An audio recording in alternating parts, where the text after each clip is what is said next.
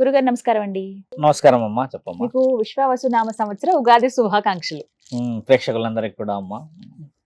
ఉగాది అందరికీ తెలుసు, చాలా చక్కగా జరుపుకుంటారు. ఉదయమేమో చక్కగా ఉగాది పచ్చడి చేసుకొని తింటాము. సాయంత్రం అవగానే పంచాంగ శ్రవణం. ఎవరి జాతకాలు ఎలా ఉన్నాయా అని చెప్పి ద్వాదశ రాశుల వారందరూ కూడా ఎంతో ఆతృత ఎదురు చూస్తారు. అలాగే ఈ సంవత్సరం అసలు ఎలా ఉండబోతోంది అని అంటే ఏం చెప్తారండి? ఎందుకంటే ముందు రోజేమో షష్టగ్రహ కూటం ఉంది, ప్రభావం చాలా గట్టిగా ఉండబోతోంది భూమండలం పైన అని చెప్తూ ఉన్నారు. తర్వాత రోజే ఉగాది రావడం, కొత్త సంవత్సరం, మన తెలుగు సంవత్సరాది. ఏం చెప్తారు? చాలా మంచి ప్రశ్న అమ్మా.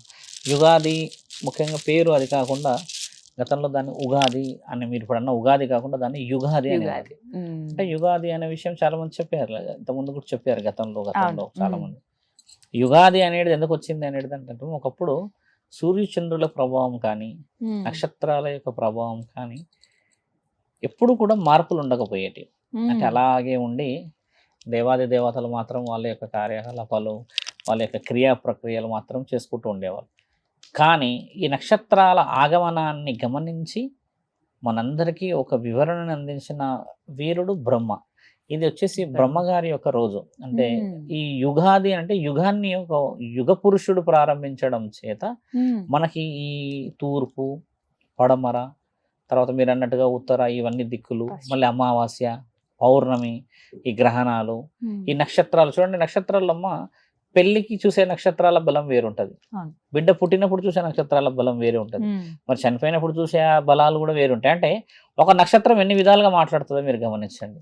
ఇప్పుడు మీరు అన్న ద్వాదశ అంటమ్మా 12, మీరు అన్నట్టుగా ఎవరైతే మీరన్న ఫలితాలు చూస్తామో పంచాంగంలో కూర్చొని, ఈ పంచాంగం అనేది మన దగ్గర లేదు ఒకప్పుడు. బాగా గమనించాలి, పంచాంగం అనేది గత 60-70 సంవత్సరాల నుంచి వివరంగా వచ్చింది. ఒకప్పుడు పంచభూతాలతో మాట్లాడే వివరణ మాత్రమే ఉండదు.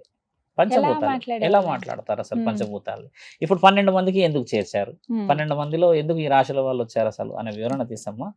యుగం అనేది నక్షత్రాలతోని, సూర్యుడితోని, తర్వాత పంచభూతాలతో మాత్రమే నడిచేది. అందులో మానవ శరీరాన్ని ఎత్తుకున్న వాళ్ళ పాత్ర ఎక్కడిది? ఆల్రెడీ మనము జీవిత లక్ష్యం రాసుకొని వచ్చినప్పుడు పంచాంగం అనేది ఏంటంటమ్మా, మన జీవితంలో ప్రాయశ్చిత్తాల కోసం అని చెప్పేసి పరమాత్ముడు ఇచ్చిన ఒక మార్గం. ఇప్పుడు పంచాంగంలో ఏం కనబడుతుంది? పంచాంగంలో ఏముంటుంది? ఆ పుస్తకం తీస్తారు మన వాళ్ళందరూ. మీరు బాగా గమనించండి. ఉగాది రోజు పంచాంగం తీయగానే ఎక్కువ శాతంగా ఫలానా సింహరాశి ఏముంటుందనే చెప్తారు. ఒక గురువు ఏం చెప్పాలంటే ఈ 12 రాశులు మానవ శరీరాలే. 6 మగవాళ్ళమ్మ, 6 ఆడవాళ్ళు. ఈ రాశుల్లో ఇవి ఉన్నది మళ్ళీ 6 ఉన్నాయి.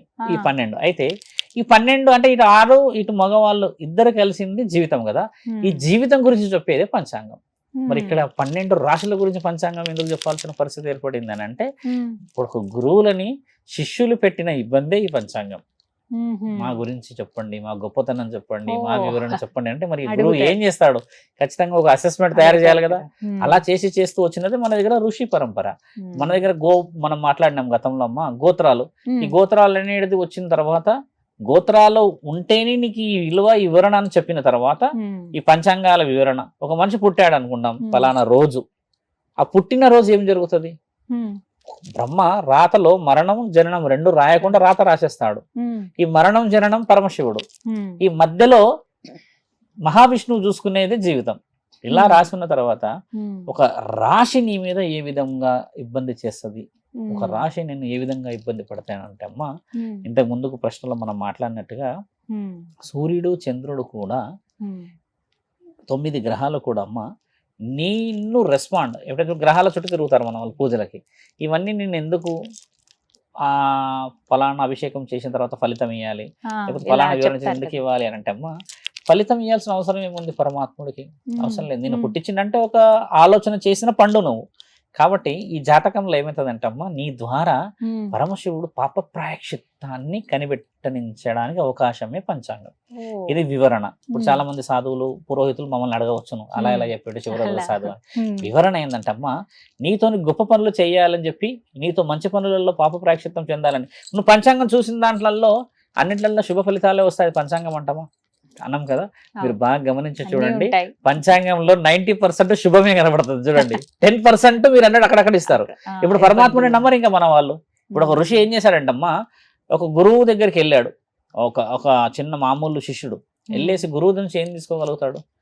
పూజా ఫలితం తీసుకోగలుగుతాడా? పూజ నువ్వు చేసినా ఆయన చేసినా. కానీ ఒక గురువే ఆ పూజా ఫలితం ఎందుకు ఇవ్వగలుగుతాడంటమ్మా, గురువు ప్రత్యక్షంగా పరమాత్ముడి యొక్క సన్నిధిలో ఉండగలుగుతాడు కాబట్టి గురువు వివరణకి ఆయన జన్మకి ఉన్న వివరణ పరమాత్ముడు ఇమ్మీడియట్ గా రెస్పాన్సిబిలిటీగా ఒక వర్డ్ ని స్వీకరించగలడు.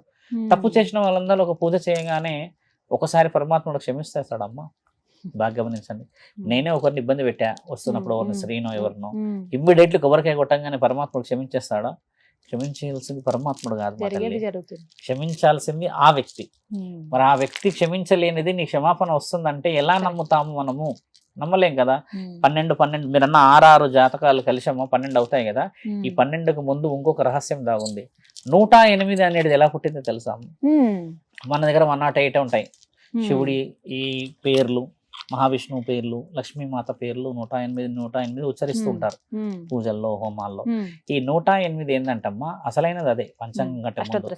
ఈ 108 ఏంటంటమ్మా, అష్టోత్తర అనేది ఏంటంటే ఏ జీవరాశి పుట్టినా ఈ 108 నక్షత్రాల ఆగమనంలో పుట్టాలి. పశువు పుట్టినా, లేదా మీరన్నా సింహం పుట్టాలన్నా, ఏనుగు పుట్టాలన్నా, మానవ జన్మెత్తిన నేను ఒక శివరుద్ర పుట్టాలన్నా, ఇంకొకరు పుట్టాలన్నా ఈ 108 దాటి పుట్టారు. కాబట్టి నువ్వు చెప్పినా చెప్పకపోయినా ఈ 108తోని మంత్ర ఉచ్చారణ జరుగుతూనే ఉంటుంది ఒక దగ్గర. అంటే నీకు తెలియకుండా నీ పంచాంగం ఒకరు చూస్తున్నట్టే కదా, నీ విషయం పూజా వివరణ జరుగుతుంది కదా. ఈ 12 కేవలం భారతదేశంలోనే ఎందుకున్నాయి బాగా గమనించండి. వేరే దేశాల్లో అయితే మరి ఉగాది రోజు కూర్చొని చూసుకోరు కదా. మన వాళ్ళే, వేరే దేశాల్లో కూడా మన వాళ్ళే చూసుకుంటారు. మళ్ళీ మన సాంప్రదాయమే. ఎందుకు చూసుకుంటారంటే అమ్మ, మనది ఋషి పరంపర. ఋషి పరంపరలో మంచి ఏమి జరగబోతుంది, ముఖ్యంగా వ్యవసాయం గురించి మాట్లాడుతుంది ఈ పంచాంగం. వర్షాలు నెక్స్ట్, వ్యవసాయం వర్షాలు 2. ఇప్పుడు ఎండల గురించి మాట్లాడవచ్చును, తర్వాత నీరు పరిస్థితులు, వాతావరణం, మళ్ళీ ఇప్పుడు కలుషితంగా వచ్చే రోగాలు. ఈ 100 సంవత్సరాల క్రితం కూడా అమ్మ మన దగ్గర కలరా లాంటి రోగాలు ఉండే, ప్లేగు వ్యాధి వచ్చింది. మీకు తెలుసా అమ్మ, కొన్ని 100 సంవత్సరాల క్రితం, అంటే 400 సంవత్సరాల క్రితం బ్రహ్మంగారు ఉన్న సమయంలో కాలజ్ఞానంలో కూడా రాయబడింది, కేవలం పురుషులు మాత్రమే చనిపోయే వ్యాధి వచ్చింది మన దగ్గర.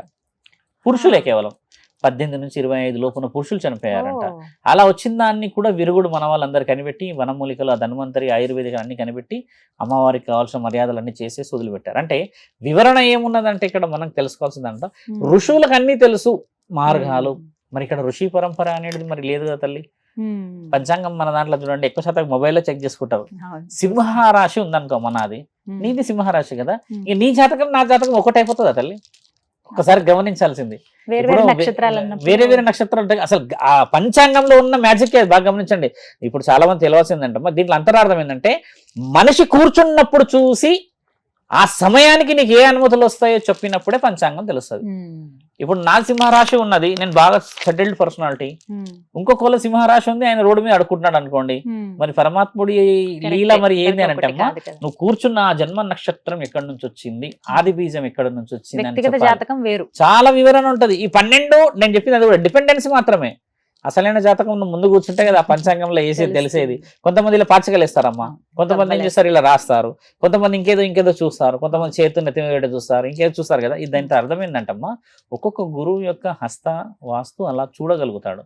పంచాంగం వేసి మన దాంట్లో 7 వేసేటి కూడా ఉన్నాయి గవ్వలు, 5 వేసే గవ్వలు ఉన్నాయి, 4 వేసే గవ్వలు ఉన్నాయి, 3 వేసే గవ్వలు ఉన్నాయి. ఈ గవ్వలు లేని వాళ్ళు నిమ్మకాయ ఉంటది కదమ్మా, దాన్ని ఇలా కోసి 5, 6 ఇలా 3 నిమ్మకాయలు కోసి 6 అవుతాయి కదా, ఆ 6ని ఇలా తీసి కూడా అప్పుడే ఇలా పంచాంగం వేసే వాళ్ళు కూడా ఉన్నారు.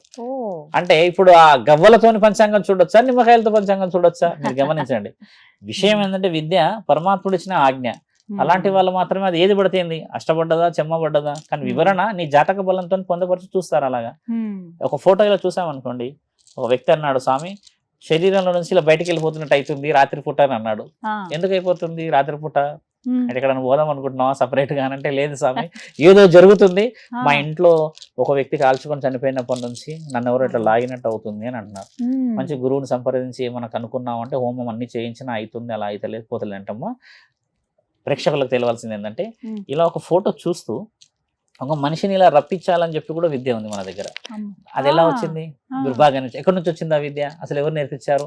ఒక చిత్రపటానికి ఇలా పువ్వులు వేస్తున్నప్పుడు పూజ ఎలా ఎదుగుంటాడు ఆయన, మరి అందులో ఉన్నాడా గమనించాలి. దేవుడు ఇలా పెట్టాం చిత్రపటం, మన దేవుడు ఉన్నాడా, మన పెట్టిన అన్ని ఎలా ఎదుగుంటాడు? అది అందుకున్నాడు ఎంత నిజమో, అందులో నుంచున్న ఒక క్షుద్ర బలాన్ని బయటికి లాగాలి, ఈ వ్యక్తి యొక్క జాతకం చేయాలనేది కూడా అదే నిజం. అదే క్షుద్ర బలం. ఎందుకు లాగుతారంటే పలానా పేరు ఉన్న వ్యక్తిని తలిచి లాగుతారు. ఇలా లాగే ఎన్ని విద్యలు ఉన్నాయి మన దగ్గర. ఎన్ని విద్యల్లో ఎవరు గెలవలే అంటే రాక్షసుల జీవితాలు వేరు. నేను ఎందుకు చెప్తున్నట్టమ్మా, మనిషి కూర్చున్నప్పుడు చూసే పంచాంగానికే 100% ఫలితం. ఇక్కడ మీరు అన్నట్టుగా మొబైల్లో, టీవీలో, ఇంకేళ్ళలో చూస్తే ఫలితం రాత్రి. పంచాంగం మీరు అన్నట్టు సాయంత్రం వేళలో చూసుకోవాలి. ఇందులో ఒక వివరణ. అసలైన విషయం ఏంటి, బ్రహ్మరాసిన రాత వరకు ఇంత మాట్లాడినాం. తర్వాత ఇప్పుడు మన వాళ్ళు షడ్రుచులు చేస్తారు. షడ్రుచుల అంతరార్థం కూడా తెలుసుకోవాల్సిన అవసరం ఎట్లా ఉంది మీరు గమనించండి. షడ్రుచులు అనే విషయమే జీవితం తల్లి. ఒకసారి ఉగాది పచ్చడి అంతా అయిపోయినాక తింటే అమ్మ తాగితే తీయగానే ఉంది అంటాం, మన కారం ఉందని అన్నం బాగా అనిపించండి. కానీ జీవితం చూడండి, బాధ పెడుతుంది, ఆనందంగా ఇబ్బంది పెడుతుంది, కొన్నిసార్లు ఆనందం, ఎన్ని చేదు తీపి అన్ని ఉంటాయి కదా. కానీ ఎండ్ ఆ యొక్క పచ్చడి యొక్క ఆలోచన ఏంటంటమ్మా, కష్టం సుఖం ఇష్టం నష్టం ఏమున్నా జీవితం ఆస్వాదించడం అయినది. ఈ ఉగాది ముఖ్యంగా తెలుసుకోవాల్సింది ఏంది, అప్పుడే పూతకొచ్చిన వేప పువ్వులు వేయడానికి గల కారణం ఏందమ్మా, లోపల నీకున్న రోగ నిరోధక శక్తి ఏదైనా ఇబ్బంది ఉంటే డైజెస్టివ్ సిస్టమ్ ఈ ఎండాకాలంలో ఇబ్బంది కాకూడదు, కొంచెం మెరుగుపడాలని ఒక విషయం. ఆ పులుపు తినడానికి గల కారణం నీ శరీరంలో అప్పుడే వచ్చిన పూత నుంచి తీసుకొచ్చింది.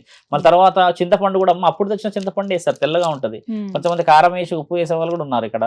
తర్వాత బెల్లం వేసే వాళ్ళు ఉన్నారు, సోంపు వేసే వాళ్ళు ఉన్నారు, పలు విధాలు కొబ్బరికాయ కూడా వేసే వాళ్ళు ఉన్నారు కదమ్మా. ఇన్ని చేసిన పచ్చడ తీయగా ఎలా అవుతుంది గమనించి చూడాలి. బెల్లం వేసి మనం తీయగా చేసుకుంటాం, అదే అన్నిటికంటే ఎక్కువ వేస్తాం కదా. పరమాత్ముడు చెప్పేది కూడా అదే. ఆనందాన్ని ఎత్తకి అంతరార్థం మనస్సాక్షిలోనే ఉంది. ఈ యుగం మారింది కూడా దానికోసమే. యుగం ఆయన ఇచ్చింది కూడా, యుగ పురుషుడు రాసి ఇచ్చింది కూడా జీవితాన్ని సార్థకం చేసుకోమని ఇచ్చాడు కదమ్మా. అలా చేసుకోవాల్సింది అనేది ఉగాది పచ్చడి యొక్క వివరణ. చాలా వివరంగా చెప్పి పెడతారు. ఇంకొక అసలైన విషయం ఏంటంటమ్మా, ఉగాది రోజు ఈ ఉగాది యుగ పురుషుడు అయితే రాశాడు, కానీ ఈ యుగాన్ని నడిపే వాళ్ళు ఎవరు మరి? ఉగాదిలో అసలైన విషయం ఉన్నది, చాలా డీప్ డిస్కషన్ ఏంటంటమ్మా. ఈ యుగాన్ని అయితే పరమాత్ముడు రాశాడు, ఒక బుక్ ఇచ్చాడు మనకి, కానీ దీన్ని నడిపించే వాళ్ళు ఎవరు? ఇప్పుడు పార్వతీ పరమేశ్వరులు మాత్రమే నడిపించాలి. ఏదైతే కుండ ఉంటుందమ్మా, ఆ కుండకి ఇలా బొట్టు పెడతామా, అమ్మవారికి అలంకరించినట్టు, అంటే ఒక గుమ్మానికి అలంకరించినట్టు. తర్వాత దానికి కూడా మనం ఇట్లా ఒక చిన్నగా కడతాం, చేతుకు కట్టుకున్న ఒక కంకణాలు కడతాం. కట్టిన తర్వాత ఎక్కువ శాతంగా డీప్ గా గమనించండి, ఉగాదిలో వేప కొమ్మలే ఎక్కువ వాడాలి. ఎందుకు వేప కొమ్మలు వాడాలి, ఇది చాలా మందికి తెలుసుకోవాలి. మామిడి తోరణాలు తెంపకపోవడానికి గల కారణాలు ఏమున్నాయి తెలుసా అమ్మా? అక్కడ మామిడి ఆకులు మండలు తెంపేస్తే కాయ నీళ్ల పాలైపోయి ఏమంటే కింద పడిపోయి వృధా అయిపోయే అవకాశాలు.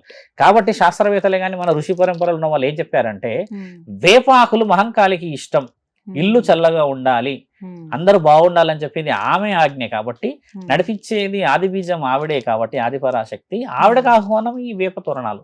వేప తోరణాలు ఇలా కిందికి తీసి ఇటొకటి మామిడాకు పెట్టుకుంటే సరిపోద్ది. వేపాకులే ఎక్కువ ఉండాలి ఉగాది రోజు. పండగ అంటే ఈ వాతావరణ దృష్ట్యా చల్లదనంగా తల్లి, ఎండాకాలం కదా ఈ పండగ. చాలా మంది మిస్టేక్ చేసేది కూడా ఏంటంటమ్మా, మండలు తెంపుకొచ్చేస్తారు మామిడాకులు.